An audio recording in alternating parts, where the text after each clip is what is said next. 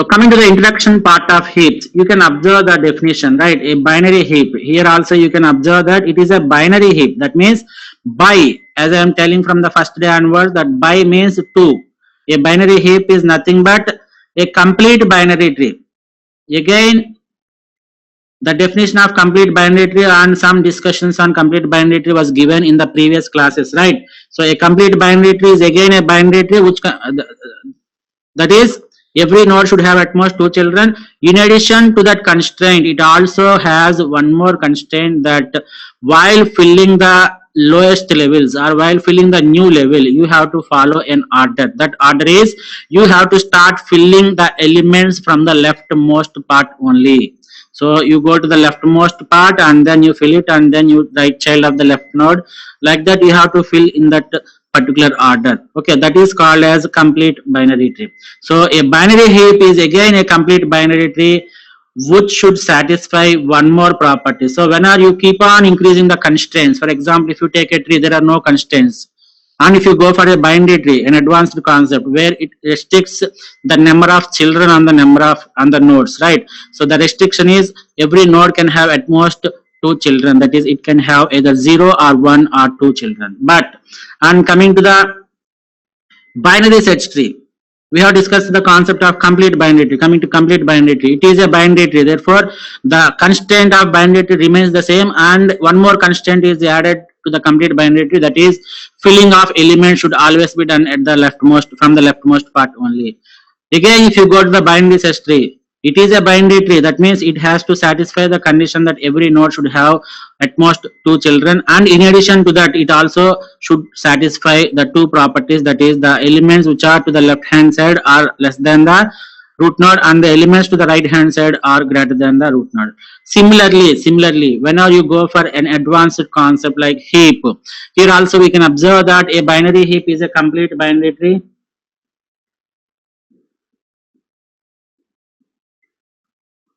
So a binary tree is a complete binary tree where it should also satisfy one more property which is called as heap property.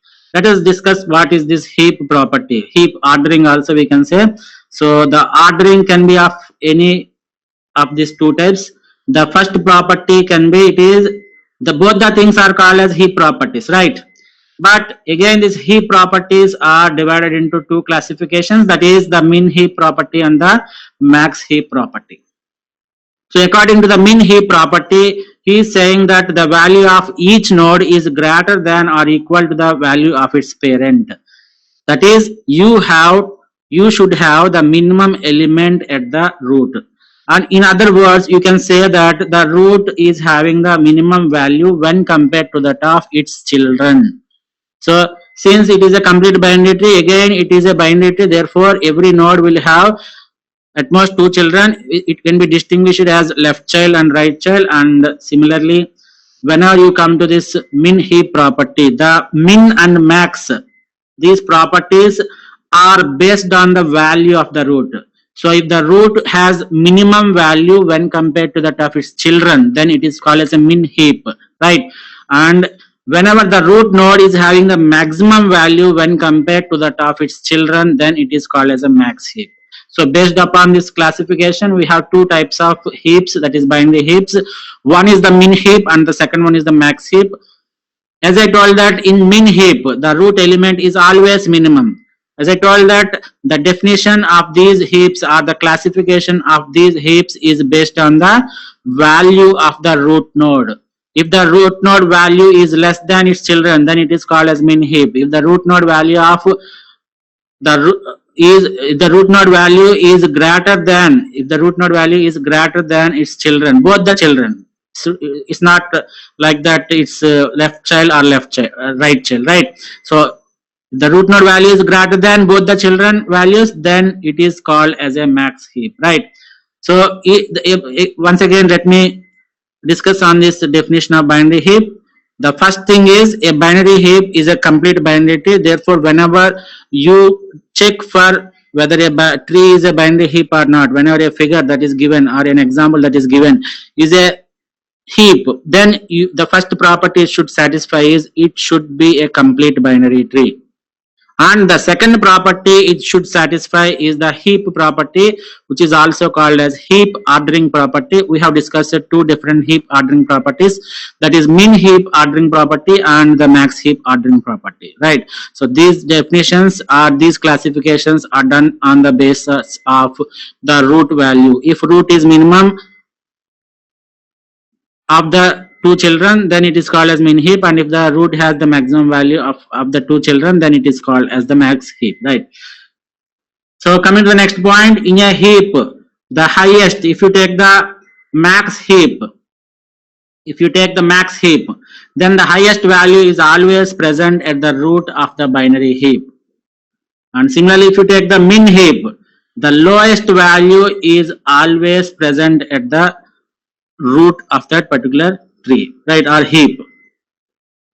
So in the heap, the highest or lowest element is always stored at the root. That's what we discussed. If it is a max heap, the root is having the maximum element. If it is a min heap, the root is having the minimum element. That's the reason why we call it as a heap. Therefore, largest element and second largest, third largest, like that. So, and like that we'll have like this. So this becomes a heap, right?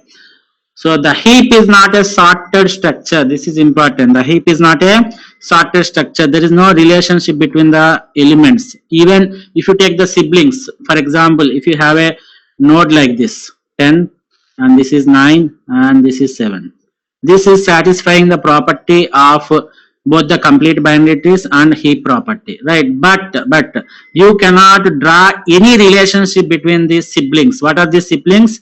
Siblings are nothing but which are evolving from the same parent. 10 is having two children, that is 9 and 7, and we cannot draw any conclusion, or we cannot draw any relationship between the siblings also. Therefore, we say that they are not ordered, or they are not sorted structure, and they are regarded as somewhat partially ordered. Okay, so this point also we are clear, and there is no specific relation, there is no specified relation among the nodes on any given level, even among the siblings. You cannot draw any conclusion what is the relationship that exists between these siblings, or what is the relationship between the nodes that exist in the heap, except the two properties, that is the complete binary tree, and the second property is the heap ordering property. Except those two properties, you cannot draw any relationship, right? So, and the last point is very important. You may be getting, or it has the high probability of getting these type of questions in the GATE examination point of view, right? So what he's saying is, since a heap is a complete binary tree means it will have the smallest possible height. This is one important point.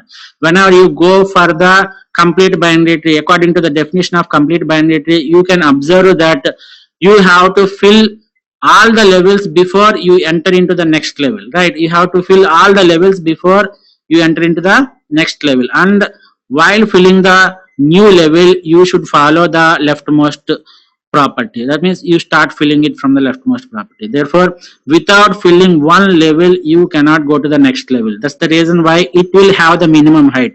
For example, you may be asked some question like, what can be the what type of tree can have the minimum height? And you will be given 4 questions like full binary tree, complete binary tree, and left skewed binary tree or right skewed binary tree. Then the question can be, the answer, the solution can be, the smallest possible height is always possible with the complete binary tree only. Okay. And coming to one more important formula is a heap with n nodes. A heap with n nodes, very important formula, always have big O of log n height. Very important formula, right? So a heap with n nodes always has big O of log n height. For example, you may be asked a question that a particular complete binary tree consists of some 8 elements. So n is equal to 8. So what can be the height of the complete binary tree? We know the formula that we know the relationship between height and number of nodes in the complete binary tree, which is given by h is equal to big O of log n. That is nothing but log n. That is log 8 base 2. It's always base 2. Then it is 3. Okay. So for example, if you go for the drawing, for example, first node, we have 8 nodes, right? Second node, third node. Oh, sorry.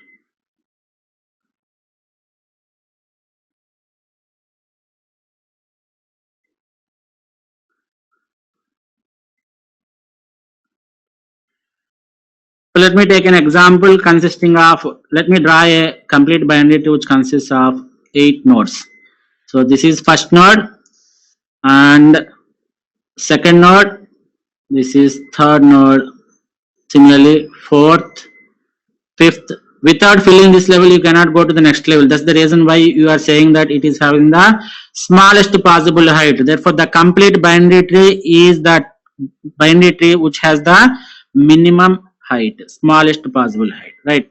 So go to the next element. 6 is inserted and 7 is inserted, and the last element 8 is inserted at the leftmost part, that is the left child of 4, right? So let us take this formula.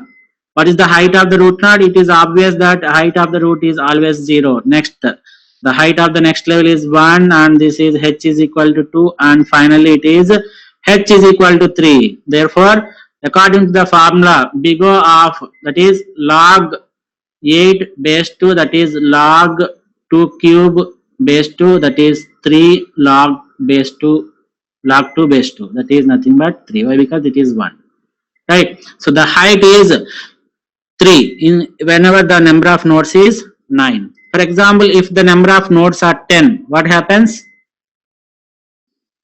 What happens? So if n is equal to 10, the height is equal to log 10 base 2. That is, it's nothing again. It is again 8 means 3 point something else, right? So what you have to do is the relationship between the number of nodes and the height in a complete binary tree is floor of log n. This is very important. You have to take the floor. For example, here you get something like 3.2 something. So if you take the floor value, it is again 3, right?